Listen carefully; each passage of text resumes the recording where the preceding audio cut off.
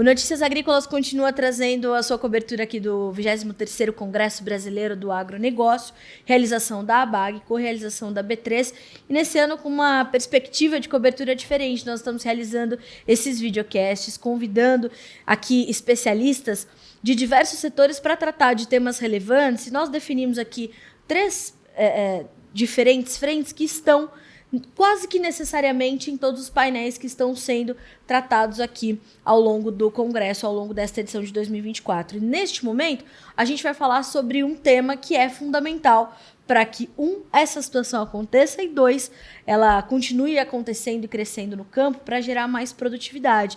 Estamos falando de conectividade. Então, esse tema que é um tema bastante relevante para o momento, um tema bastante constante nos eventos de agronegócio, e para a gente tratar desse assunto, a gente vai conversar agora com o Thiago Machado, que é diretor de Relações Institucionais da Vivo, e também Wagner Silva Rosa, que é Business Development Manager da Sonda. Então, recebemos aqui esses dois craques nos seus setores. Thiago, boa tarde, seja bem-vindo, é um prazer recebê-lo. Boa tarde, muito obrigado, é um prazer estar aqui. Prazer é nosso. Wagner, seja bem-vindo, é um prazer ter você conosco para esse bate-papo, para essa conversa, entendermos um pouco mais de que momento é esse. Seja bem-vindo. Obrigado pela oportunidade, é um prazer estar aqui com vocês também.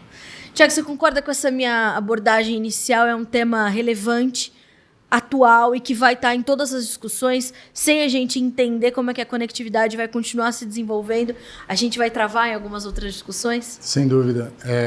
Hoje a conectividade não é só uma camada de conectividade, ela é uma camada habilitadora da transformação digital, de um setor que é cada vez mais tecnológico, de um setor que é cada vez mais produtivo e mais competitivo a partir dessa nova fronteira de digitalização. Então isso passa pelo uso da tecnologia no ambiente produtivo, passa pelo uso da tecnologia em toda a cadeia de valor, que vai do insumo à logística, à indústria, né, e cada vez mais é um fator decisivo, né, na competitividade, na eficiência e no investimento. Então a conectividade tem um papel central em toda essa discussão ao longo da cadeia de valor do agronegócio. É por aí, né, Wagner? A gente precisa entender que é algo que vai ser demandado por todos os elos dessa complexa cadeia que é o agronegócio, né? A disseminação da informação é importante, né? A gente entende o quanto que a informação disseminada ela pode ser ágil, né, para entregar uma informação para o cliente, né, lá na ponta. Um produtor rural pequeno, médio e grande, eles precisam das informações em tempo real, né? E quando não precisa em tempo real, essa informação ela precisa chegar de alguma forma. Se a gente não tratar a questão de conectividade para esses clientes, a gente não entrega essa informação e a tomada de decisão ela fica prejudicada.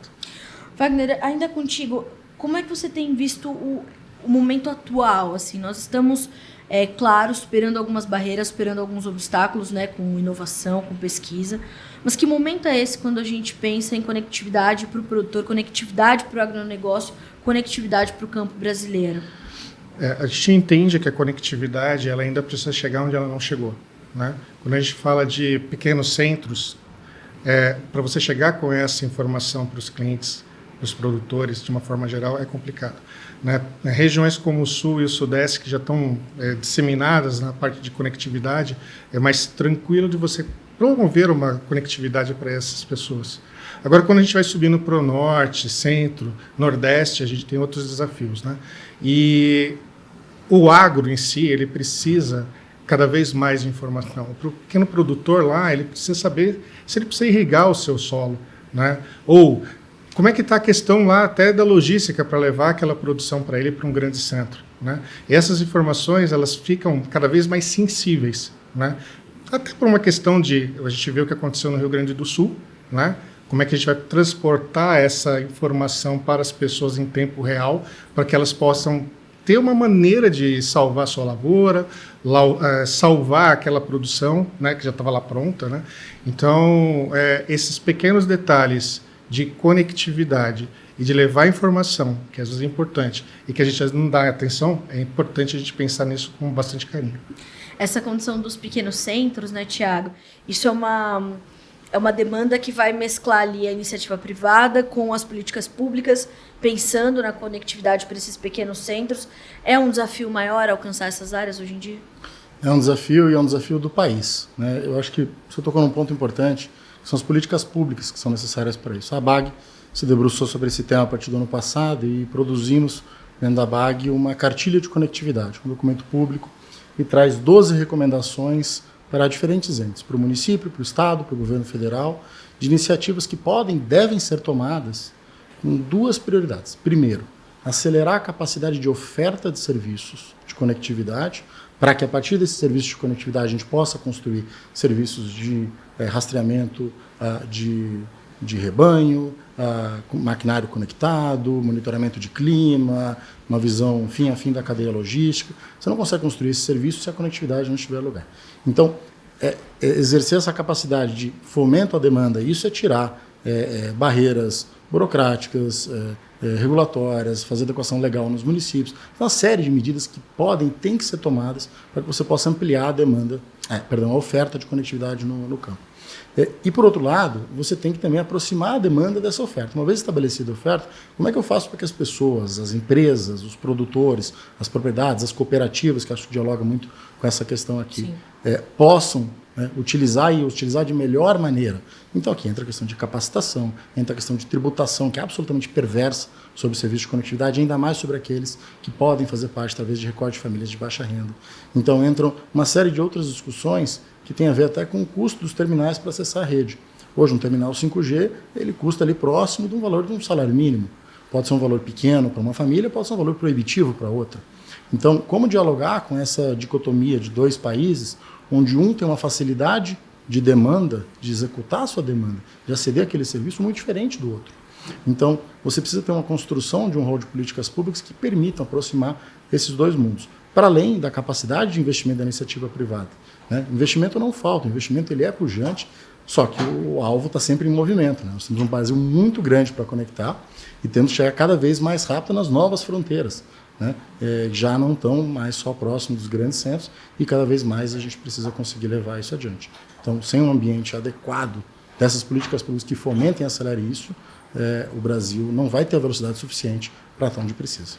Essa questão da geração de demanda, acho que é pontual nessa conversa, porque, de fato, quando a gente se aproxima dos tomadores de decisão, quando a gente se aproxima dos formuladores dessas políticas públicas, muitas vezes falta justamente o que o Wagner acabou de destacar, essa disseminação da informação.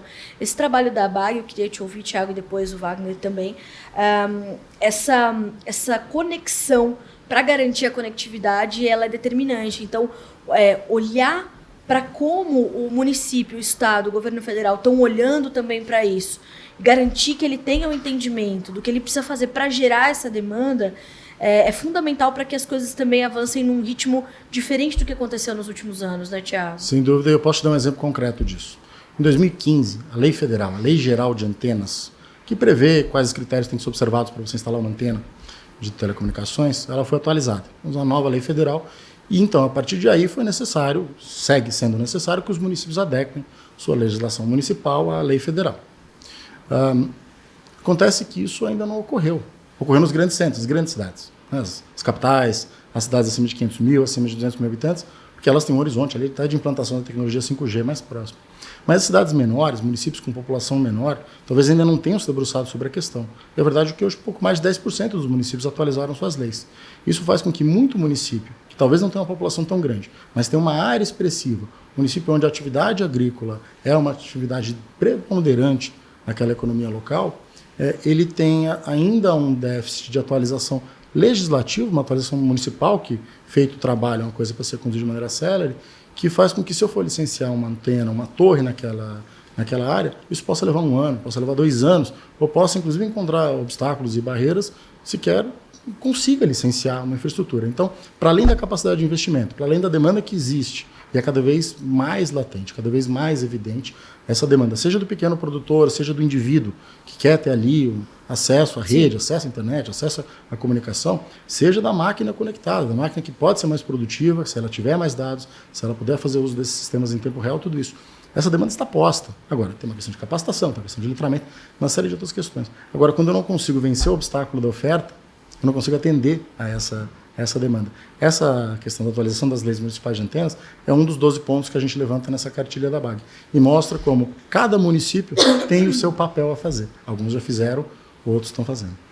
Wagner, eu queria te ouvir também em relação a essa questão, porque isso tudo está acontecendo e, como o Thiago bem colocou, o alvo está sempre em movimento. O Brasil tem proporções continentais e nós sabemos que, e eu quero muito tratar desse ponto na sequência, que é a questão tributária, mas olhar para essa pluralidade, a gente está falando de diversificação das legislações, a gente está falando de regras do jogo que mudam durante a partida. Então, realmente atender a essa demanda, superar o desafio da oferta num país com as características que tem o Brasil, talvez um pouco mais desafiador ainda. Quando a gente fala da ABAG nesse contexto, né, o que eu acho que é muito interessante é dizer que empresas, né, como nós aqui juntos, estamos levando o problema para o governo, né, na esfera estadual, municipal e federal. Sim.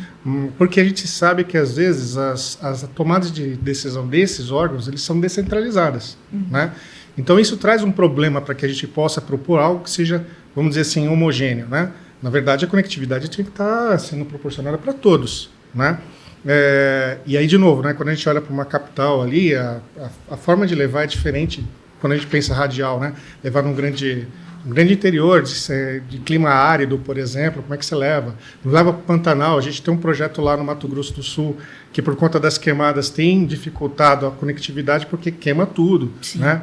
Então, mas usando esse caso como exemplo, né, que poderia ser um bom exemplo daquilo que foi proposto por um Estado, né, para a esfera municipal, estadual e federal, seria legal. O problema é que cada um toma uma decisão. Né? Exato. E aí, eu acho que esse é o nosso papel, meu e do Thiago, por exemplo, de propor algo que seja padronizado, né? Que seja bom para todos, para que juntos a gente construa uma forma de levar essa conectividade até lá. Né? E hoje não é assim. E a gente sabe que na esfera política, né, a gente tem, por exemplo, o cara que está lá no município que é de um partido, o governador é de outro, o vereador é de outro, o deputado é de outro, e isso vai virando aquela bola de neve que a gente às vezes não consegue ter um consenso. Mas é claro e prático que a gente precisa de um mecanismo para ajudar, né, e para resolver isso. As questões de tributo, né, as questões de acesso realmente a uma linha de crédito que proporcione isso para que as empresas possam entrar, junto com, por exemplo, uma parceria público-privada, como a gente tem no Mato Grosso do Sul. Né? Quem promoveu foi o governo, mas o governo está pensando na população, não só para o bem próprio. Né? Então, esses exemplos que a gente pudesse pegar.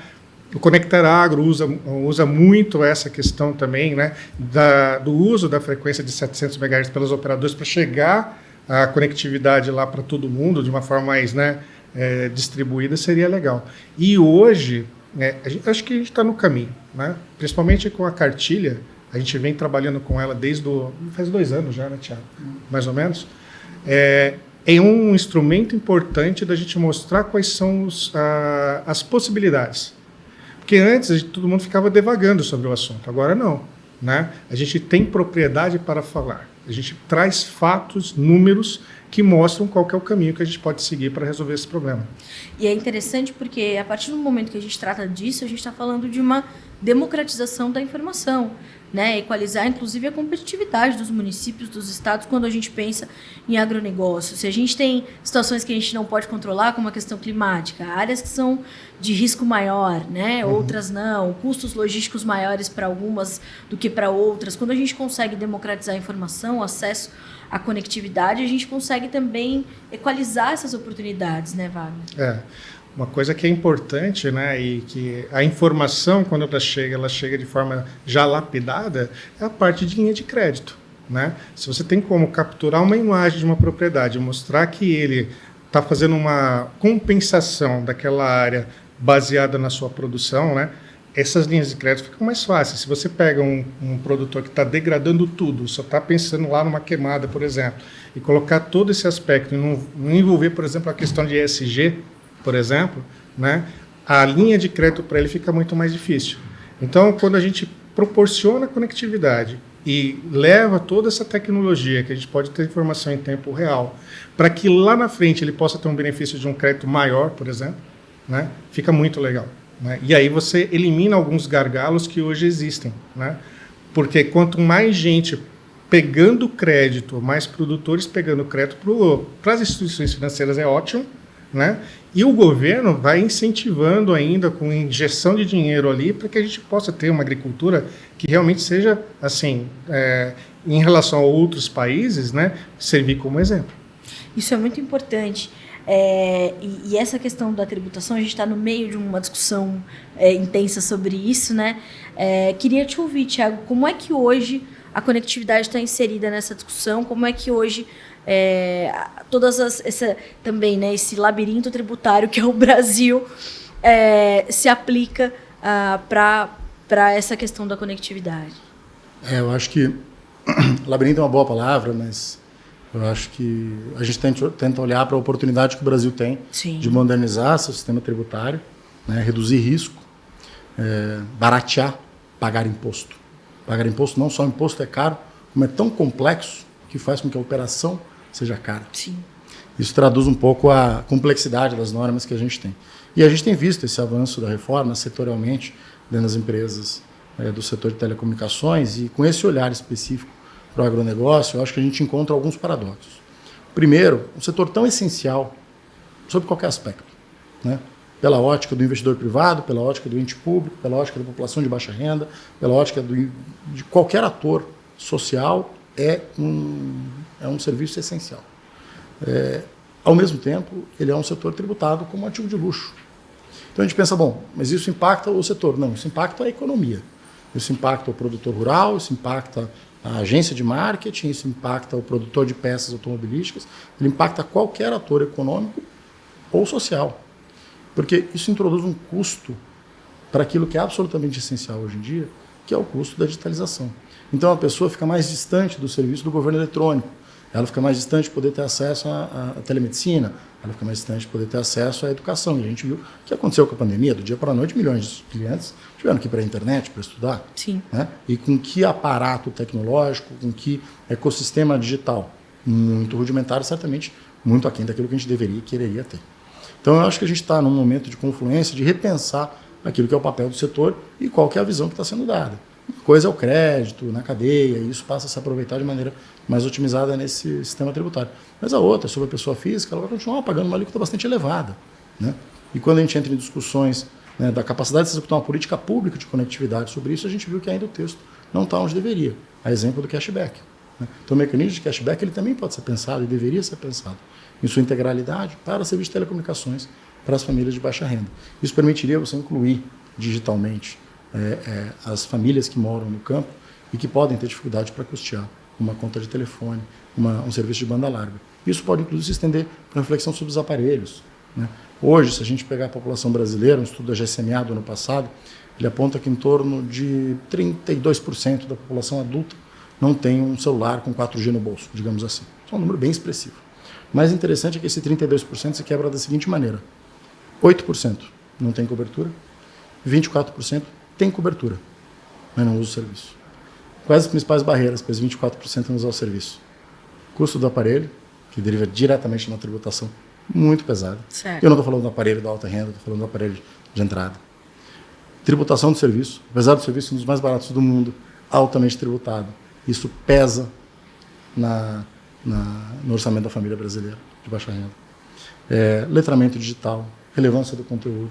Então, quer dizer, você passa a ter uma série de elementos ali que tem que ser endereçado. E são os elementos que eu coloco na categoria da demanda, né? Por mais que a oferta chegue, não necessariamente se traduz numa conectividade. Então, quando a gente faz essa reflexão na BAG, eu acho que o BAG falou muito bem, de ter esse olhar do setor produtivo que, junto, consegue fazer as reflexões. Olha, esses aqui são os pontos que a gente identifica, né? A gente não sabe como construir tudo isso, e eu não chego tão longe de dizer, olha, precisa de uma política integrada, uma governança central, isso, mas é uma carência. Nós temos um governo que tem essa característica, muitas vezes, de descentralização de políticas que poderiam estar mais vinculadas, né? Então, a gente vê uma política de cobertura agrícola que pode estar sendo realizada por um Estado, por um município, pela federação, e ali você tem uma escola que também tem que estar conectada, e você tem um posto de saúde que tem que estar conectado, você tem um programa de letramento digital, mas não necessariamente essas políticas estão dentro do mesmo, vou dizer dentro do mesmo guarda-chuva, mas pelo menos estão alinhadas. Então, acho que essa oportunidade também de governança da digitalização, de maneira mais ampla,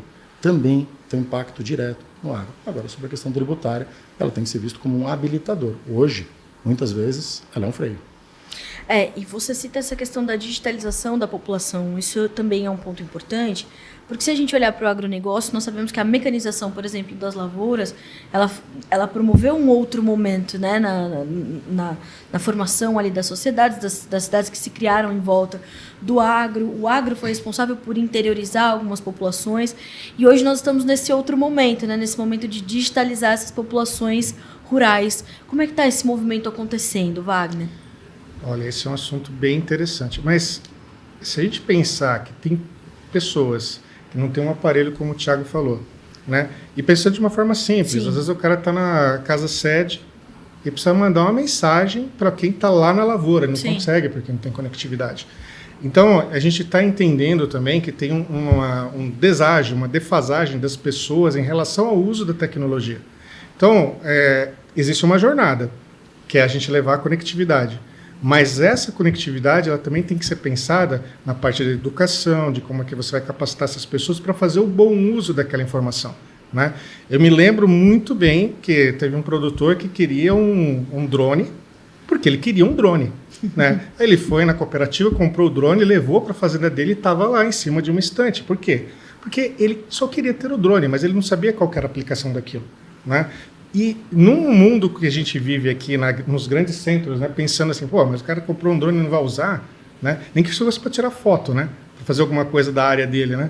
Mas pensar que, junto com isso, a gente vai precisar ajudar essas pessoas nessa jornada digital, né? E eu entendo que a escola digital, por exemplo, é um dos caminhos, né? Mas para que isso aconteça, a gente tem que realmente levar a infraestrutura correta para lá, né? Porque se a gente só entregar a infraestrutura, a gente não vai estar preparando as pessoas para fazer o bom uso daquilo, né? Então a gente não vai ter lá no final aquele objetivo que todo mundo quer, né? Que é disseminar a informação, fazer com que as pessoas façam o bom uso dela, né? Para o seu negócio, para a sua lavoura, né? Às vezes o cara tem uma cultura muito legal e lá no meio do nada a gente nem sabe. De Sim. repente o cara tem uma maneira diferente de plantar o cacau e que se a gente conseguisse levar aquilo para o mundo, né, talvez a gente estaria ajudando ele, né, a crescer o seu negócio. Então, levar a infraestrutura, ajudar essas pessoas nessa jornada, compartilhar com elas tudo aquilo que elas podem ter com a tecnologia, com a informação, é o caminho que eu creio e acredito que é o mais viável para todos nós. Tiago, para esse processo, o aumento dos processos de sucessão familiar no país, nas propriedades rurais, acabou facilitando, sendo uma ferramenta a mais de auxílio nesses processos de digitalização, que, claro, vão confluir ali com as oportunidades de conectividade, mas essas novas gerações assumindo de forma talvez um pouco mais intensa, né, negócios de família, em relação a anos anteriores, quando nós víamos um êxodo dos jovens, né, do campo. Isso muda também o cenário da conectividade, do processo, de como isso vai acontecer? Não tenho dúvida. Eu acho que uma nova mentalidade de entender e reconhecer cada vez mais o valor e o papel que a digitalização vai ter no ganho de eficiência dos processos, redução de problemas, de eventos, redução de risco, do plantio, a logística.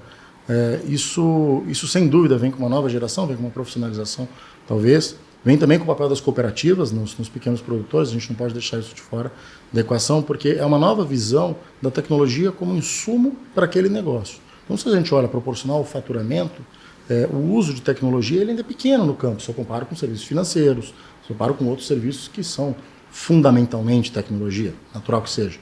Mas a gente vê isso aumentando. Então, isso cria a necessidade para que não só a conectividade seja um desafio. E esse é um desafio de política pública, é um desafio de mecanismo de investimento, de acelerar esses investimentos, que o alvo é móvel, né? A Vivo investiu no ano passado 9 bilhões de reais. Nós somos o maior investidor privado europeu no país, né? Isso dialoga com um estoque de investimento de mais de 500 bilhões de reais nos últimos 25 anos no país. Ainda assim, tem infraestrutura para construir, ainda assim, tem rede para chegar, tem lugar para cobrir, né? E é um desafio constante, do nosso setor. Mas, para além da conectividade, tem uma camada de transformação dos negócios. E é por isso que nós temos desenvolvido produtos e serviços junto aos nossos clientes que partem do conceito de cocriação e co-inovação.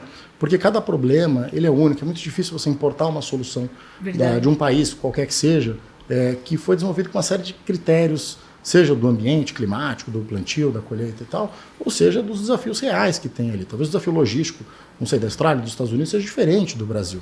Então, uma solução que atende bem lá, talvez não atenda bem aqui. Aqui ela vai ter suas particularidades. Então, nós também lançamos mão do papel da Wayra, que é o braço de inovação aberta da Telefônica, na Vivo.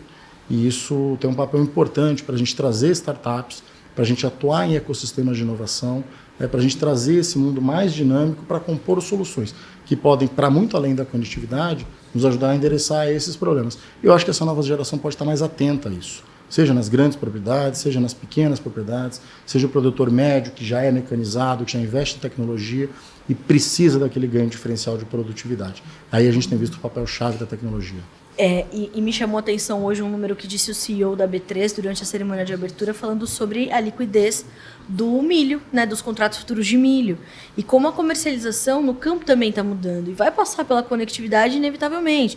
Então ele falou que em 5 anos quadruplicou o volume de contratos futuros de milho sendo negociados na B3. Para que isso seja possível, né, Wagner, há necessidade do produtor ter à sua mão uma conectividade eficiente, né?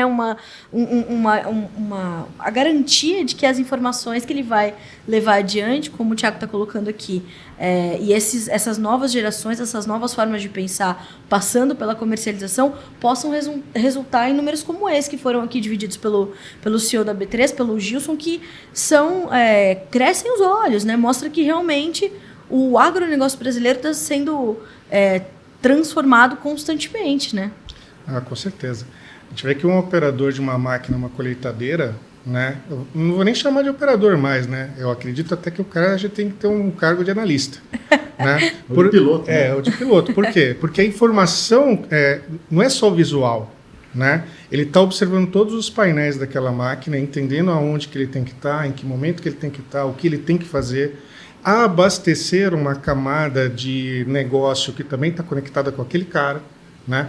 Então, essa promoção que a gente está falando aqui de conectividade, eu entendo também que aquela evasão do pessoal que morava no rural indo para os grandes centros, pode ser que diminua muito, né? E pode ser que pessoas que já fizeram a migração voltem. Por quê? Porque elas vão ter acesso, né? Elas vão estar se capacitando de uma forma diferente, né?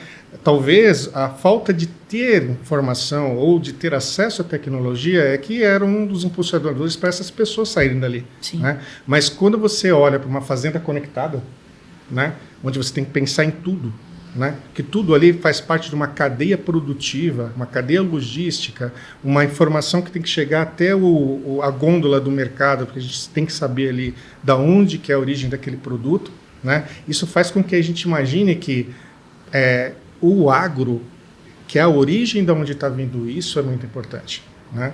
Então, investir neste cenário onde o nosso PIB para agro, acho que é mais de 25% agora, né? Não pensar em ações específicas para essa questão, sabendo que a gente vai ser um dos maiores produtores e abastecedores do mundo, né? Que a gente tem muita coisa para explorar ainda, né? A ter conectividade, ter a tecnologia embarcada vai ser essencial para a gente dar um salto no Brasil de forma exponencial.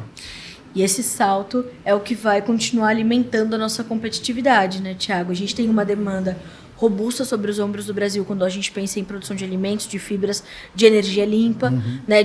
O Brasil é um vetor importante na transformação e na segurança energética, é um fator fundamental na segurança alimentar. Então, a gente precisa ser competitivo. E a garantia da nossa competitividade vai passar por toda essa transformação que o Wagner acabou de citar, né, Thiago? Não só no agro, em todos os setores, mas com a cadeia longa e importantíssima que tem na economia brasileira o agronegócio, sem dúvida. Se a gente olha do insumo agrícola, a destinação da embalagem de um produto que teve origem lá no iogurte de morango, quer dizer, tudo isso é uma cadeia muito longa do agronegócio e ela tem tantas etapas de oportunidade, de ganho de eficiência e produtividade, para o Brasil ser mais competitivo. Então, um agronegócio mais eficiente é um país mais competitivo. É uma moeda mais forte, é uma balança comercial mais saudável, e tudo isso cria um ambiente melhor para todos os setores econômicos. Então, essa interdependência da economia, ela dialoga muito com a interdependência da própria digitalização, com essa economia do agronegócio, onde ela toca não só a produtividade dentro da fazenda, isso sim é essencial, a cobertura, a conectividade e as ferramentas tecnológicas dentro da fazenda, seja para rastrear um rebanho, seja para ter um monitoramento climático em tempo real, seja para ter um acompanhamento granular de onde está sendo aplicado o defensivo, de onde está sendo aplicado o fertilizante, né? E toda a mecânica que cada vez mais é inteligente dentro das propriedades, né? Isso é dado. Agora, você tem também todo um resto de uma cadeia que tem uma parte industrial, tem uma parte de insumos, tem uma parte de serviços, tem uma parte de logística, rodoviária e outros, né? Que é muito grande. Então, a gente tem visto cada vez mais essa visão também mais ampla. A parte logística ela é super importante, a questão das estradas, a questão dos portos, né? Você não pode dissociar isso do resto da produtividade. Então, esse ganho de eficiência ele vai se dando de maneira cumulativa e isso se soma num país muito mais competitivo, né, a partir de um setor que é absolutamente essencial na nossa economia. Tiago, eu vou te fazer uma pergunta, mas eu quero ouvir o Wagner também em relação a isso. Toda essa discussão que a gente está tendo aqui nesse momento, toda essa, né, esse entendimento das demandas que o Brasil tem e como a gente pode alcançá-las, elas vão também atender às demandas, principalmente de sustentabilidade, de rastreabilidade. A conectividade vai ser uma ferramenta a mais para atender esse mercado de carbono que está começando a ser regulado agora, ser entendido, ser, né, calculado efetivamente, essas demandas por mais sustentabilidade. A conectividade passa por aí também, Tiago? Sem dúvida. Não existe transição verde sem transição digital e vice-versa. Eu acho que são duas grandes revoluções do nosso tempo e que têm que ser vistas como um diferencial competitivo. Esse é um novo patamar de inovação, um novo patamar de investimento.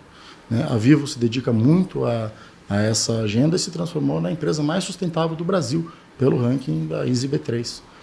E também ocupamos a nota mais alta de todas as empresas brasileiras no Dow Jones Sustainability Index, onde somos a 8ª empresa de telecomunicações no mundo mais sustentável.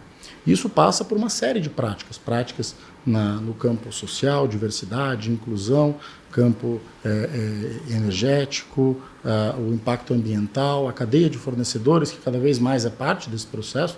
A gente não pode mais se ver como uma operação isolada, e sim como uma operação que inclui também seus fornecedores, seus clientes, a sua energia e mecanismos robustos de governança para que tudo isso possa ser colocado em marcha. Isso dialoga até com novos produtos que a gente coloca que tem um impacto direto, seja na inclusão financeira, seja no avanço da telemedicina, seja na educação profissionalizante, para que se possa transformar o país ainda mais. Então, essa responsabilidade ambiental, eu acho que ela é uma responsabilidade mais ampla, uma responsabilidade dos compromissos ESG, que fazem parte da responsabilidade de todos nessa cadeia de valor. A transformação do agro ela vai de mãos dadas com essa nova visão de uma transição verde, uma transição energética, um país que tem uma matriz energética limpa, um país que é altamente produtivo, que tem terras capazes de nos tornarmos e sermos ainda mais um protagonista, né, como um celeiro do mundo, e ocupar cada vez mais esse papel. E é um papel que passa necessariamente por essa agenda. Então, a gente vê, na verdade, esse alinhamento, essa confluência desses fatores numa estratégia cada vez mais verde e digital, porque, para a gente, é uma coisa só. Wagner? Esse é um tema que realmente ele tem que estar na pauta de qualquer reunião, né? E entender os desafios de todos para que essa parte do ESG seja tratada é importante, né? A gente estava até discutindo há poucos minutos aqui a questão do etanol à base de milho, né? O quanto que a conectividade junto com a tecnologia, as soluções que estão ali juntas podem ajudar essas grandes empresas a avançar cada vez mais na indústria para que esse produto final chegue para a gente, né? Isso eu estou falando de um combustível limpo, né? Mas às vezes ninguém fica pensando qual que é a forma que uma empresa dessa tem para entregar esse produto, né? Sendo que ela está ali baseada numa infraestrutura de conectividade, né? E com soluções que realmente ajudem a produção a entregar aquele produto com qualidade, né? Mas, como o Tiago falou, é mais do que isso, né? Quando a gente fala de ESG, a gente fala também de pessoas. Exato. Né? Então, a gente fala de mulheres no agro, né? Como é que a gente vai ajudá-las nessa jornada também? Não usar tanto o serviço braçal, mas um serviço mais mecanizado, mais automatizado, né? Para elas colocarem a energia delas naquilo, né? Uma questão também de inclusão social de outras raças também ali envolvidas naquela questão do processo, né? Internamente, as empresas elas têm muitas políticas, né? Mas quando a gente olha para o mercado em si, como isso está sendo tratado? Né? Ele tem que ser tratado de uma forma bem ampla. Né? Mas levar a informação para as pessoas que estão lá na ponta, que tem iniciativas como essa em grandes centros sendo tratados, por que não está sendo replicado lá na ponta? Né? Na questão rural mesmo, será que a pessoa sabe que as pessoas estão preocupadas com isso nos grandes centros? Né? E é aí que está, não tem a informação chegando. Né? Porque se tivesse, elas podiam exigir isso. Falar assim, não, eu quero ser tratada da mesma forma também. Né? Eu quero ter os mesmos subsídios, eu quero ter as mesmas maneiras tecnológicas e digitais para que eu possa ter uma vida melhor. Né? Então, é importante esse tema. E mais importante que o tema, né, é você fazer com que ele aconteça. Porque uma vez que ele está escrito, a prática é diferente. Né? Então você tem que ter aquela governança em cima daquilo para que você possa exatamente fazer com que aquilo que você escreveu ele possa acontecer. E quando a gente cria essa cultura, que a gente vive essa cultura, né, nós mesmos podemos ficar indignados se a gente passar por uma situação de ver uma pessoa, né, sofrendo por uma coisa que para nós já é natural nas nossas organizações. Né? Então, de novo, né, levar a informação, levar o que o mundo está passando, né, da forma de respeito ao ser humano, eu acho que esse é um tema que está bem ligado à parte de ESG e que precisa chegar lá para o pequeno, para o médio, para as pessoas que realmente têm carência da informação. Bom, para a gente concluir, eu pude perceber que vocês dois são entusiastas e otimistas, portanto, desse tema, não podia ser diferente. Wagner, como é que você está aí projetando esses próximos anos, esses próximos desafios para a conectividade no campo brasileiro? Olhando para o lado pessoal, eu sou um cara esperançoso. Mas eu entendo que a gente está no caminho de realmente ajudar de uma forma consistente, né, insistente, né, principalmente através... Eu gosto muito do GT de conectividade da ABAG, porque a gente junta as ideias, as empresas ali elas entram não como concorrentes, né? Mas para junto a gente criar uma forma de levar essa parte que é super importante para todos, né? Não adianta a gente criar uma solução para ela tem que ser para todos, né?